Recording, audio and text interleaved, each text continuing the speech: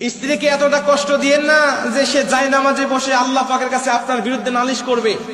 কোন ব্যক্তি যদি আল্লাহ পাকের কাছে কারো বিরুদ্ধে নালিশ করে, আল্লাহ বলে তখন ওই বিচারটা আমি আল্লাহ নিজের হাতে নিয়ে নেই, কারণ যার কেউ নাই আমি আল্লাহ তার নিজের হয়ে যাই। জোরে বল সুবহানাল্লাহ। স্ত্রীকে এতটা কষ্ট দিয়েন না যে সে জায়নামাজে বসে আল্লাহ পাকের কাছে আপনার বিরুদ্ধে নালিশ করবে।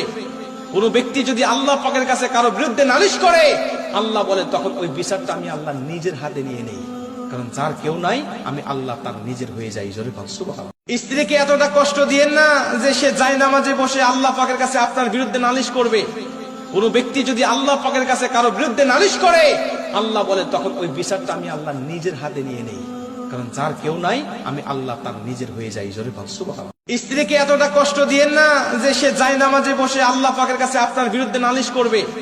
কোন ব্যক্তি যদি আল্লাহ পাকের কাছে কারো বিরুদ্ধে নালিশ করে, আল্লাহ বলে তখন ওই বিচারটা আমি আল্লাহ নিজের হাতে নিয়ে নেই, কারণ যার কেউ নাই আমি